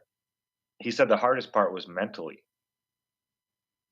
getting that ego, that chip off of his shoulder, that he's the biggest, baddest, you know, everybody, the alpha, listen to him, blah, blah. No, it don't work like that in the SEALs. Yeah, there's also something what you're talking about right there. I was in the Navy. I was in special operations. I was in special forces. There's a little bit of a difference there. But I met a lot of SEALs, and they told me about one of the things that they would have to do in BUDS. That's your Navy SEAL training. It's 6 months long. They would have to go lay down in the surf in the ocean with their full, training uniform on, their camouflage uniform, and they'd have to interlink arms, and the surf would just come up and come over their face, and they would make them stay there for hours. And they said, "All right, you guys can get up as soon as 5 people quit right now. Go ring the bell. Yeah, that means you give up." And it's amazing that some people actually give up. Yeah. They can't. It's mental for them. They can't handle the fact that they're super wet. It's cold, and just miserable. It's torture, yeah. But it's part of actually being part of a group. Mm-hmm. Do you have that mental capability to, it's almost like, do you love the person standing next to you so much that you'll endure this for them? It really is the kind of mentality they put into those special unit. I mean, these guys aren't, they don't, I'm sure some of them don't talk a whole lot afterwards, but usually they seek each other out at least and find other people like them after they're done serving. Don Pritchard, I think his name is. He was a BUDS. He has a YouTube channel where he goes around busting people who claim to be Navy SEALs, like on their business advertisements and this and that. Come on and work out with us at this gym. Former Navy SEAL commander, blah, blah, blah. Well, he calls them. One of those stolen valor guys? Yeah, stolen valor, which is now a felony. It's a federal crime to claim that you've done things in the military when you really haven't. Yeah, it's also illegal to dress up as a police officer and impersonate a police officer. That's always been a serious crime. But the stolen valor thing, I didn't know it was turned into a felony, but I know that that was just recently, like within the last illegal. year and a half. I go the other way. Yeah, they're cracking down on it. It's actually kind of funny if you go on YouTube and just look up stolen valor, exposed or whatever. It's funny. These veteran, some of these guys impersonating, they have like the wrong insignias on with the wrong uniform. It's just like, that's you're wearing an army outfit and it says U.S. Marines on your tag right there. Like, what's going on? Or the tags are in the wrong place. They have the flag on their chest where their name should be, and the trident's not in the right place, and these pins are all wrong. And I saw one guy walking a dog, and he said it was a military dog, and it was like a little English bulldog, just this little guy. It wasn't like a dog that could catch anybody or hurt anybody or anything like that. And he said he's in the military and he was patrolling in a public street, just him, all by himself. This is his job, and he got called out bad. what's really sad about it too is I've seen these people that say, Vietnam veteran, hungry, these homeless guys holding up these signs and like, oh, just can you help me out? Anything helps, whatever. I actually pulled up to one guy. I saw him almost every single day. And when I was working at the VA hospital, I said, dude, I will pick you up right now. I'll take you to the VA hospital, help you get your benefits, help you get some medical care, get you some housing and a shower. I said, I'll do it right now. I'll take you there. I'm on my way. And he declined. So Yep. I think a lot of people are just using it as a way to get attention or sympathy. Yeah, absolutely. It's like saying that you're paralyzed sitting in a wheelchair when you're not. It's not as blatant, but it's not. I mean, I don't think these people realize what people in the military that are actually veterans of foreign war, or VFW, people who have seen war, I don't know what it's like. I have no idea. But I can't even imagine the nightmares that you would have, the memories. If you have a good memory and you've been to war, I feel sorry for those people so much. Yeah, I was deployed in a war zone 3 times. Oh, man. Horrific Yeah. things. It's like the first time you ever see someone's arm get blown off and half their face is missing from a mortar blast. How do you forget that? Or when you're driving down the freeway and you see a pile of fucking bodies that had gasoline poured on them and just set on fire, and they're still smoldering. That kind of stuff. Yeah, I mean, I've spoken to a lot of veterans. For some reason, we are magnetically attracted for some reason. I don't know what it is. And yeah, a lot of them have told me stories. Usually not when they're 100% fully sober, but once they start getting a little tipsy, and I've had a couple, they start remembering things and they just start telling you about it. And yeah, I am so happy that I was turned down when I joined the Army, or tried to join the Army. Now, I was upset when it happened, of course, but now it was a blessing. It really was, because yeah, I have a good memory. I just couldn't even imagine seeing what a lot of our veterans have seen, or any man is, not just our veterans, any veteran of any war. Yeah. Yeah, They say different it wars changes had you. different consequences, though. Like, I was in combat in Iraq in a really fucked up area. We were on the front line, just building bases in war zones.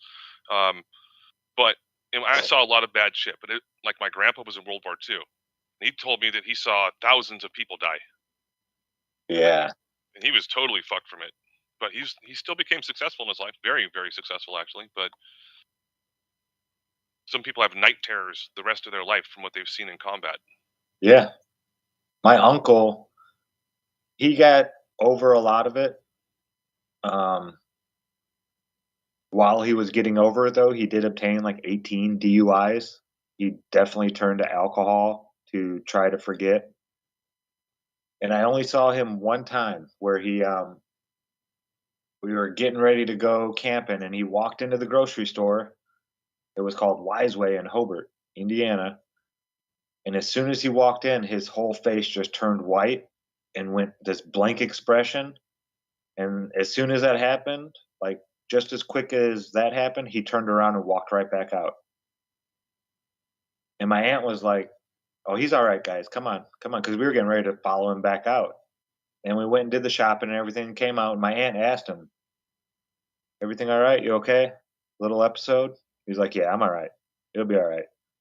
And years later, because I was young, we were under 10 when that happened, and we were sitting around drinking at the fire, and we asked him about it, and he remembered it like it was yesterday. It was so weird that now that I'm recalling it, we didn't have to explain too much of it to him. He remembered it like that. So remember when we went shopping and you walked in and turned around and walked right back out of the store? He was like, "Oh yeah, one of the cashiers was Vietnamese." He said, "My first instinct was to go run up there and slit her throat. That was my first thought in my head, was I have to kill this person before they're going to kill me." I couldn't imagine You know, just walking around and then having that thought, that fear grab you like that. Well, Zach, I'll tell you this. I didn't even know what a jihad was or who Islam was or anything like that before I got into the military. I joined in 2000. So I was in during 9/11, and they were giving us all this propaganda about it was these Islamic terrorists that crashed these planes into these buildings. And I was like, oh, shit. And they would just like brainwash us with this shit, showing us the 9/11, tower crash thing. Well, it was an explosion, but they would just show us this all the time and talk to us about how there's all this bad stuff with them and we need to get them out of the country because of this weird, there was this weapons of mass destruction bullshit. When I got out of the military, I was racist against Muslims and anything that had to do with that. I was really, really bad with it. And it took me a long time to figure out, like, these aren't bad people. They were used as a scapegoat for a bigger purpose. And, I've gotten over it now. I have very good friends that are Muslim. But yeah, it's just that weird thing that how it's government propaganda and it's fucked up how it works. Well, yeah, I mean, I'm sure from day one in boot camp, you were being programmed to hate in one way or another. Well, speaking of being programmed, guys, we are about to end this one. It is literally seconds away from time to roll. Thank you all for being here. Love y'all so much. Thank you, Andrew. Thank you, everybody in chat. I love y'all so much. Cheers. Love you guys. Thanks for hanging out. That does sound like a regular break, not the end of the show music. Either way, we're going to end the show. Well, it right is here. that time. I mean, if you want to hang out, I'm here. I got to get to work as much as I'd love to be able to hang out. Right. I cannot do it. But we hope to see you guys on Friday morning for more Ironworx right here on Truth Frequency Radio, TFRlive.com. Have a great rest of your week. Be good. Be well. Bye-bye. This is iHeartRadio. iHeartRadio. iHeartRadio makes you want to move. When you have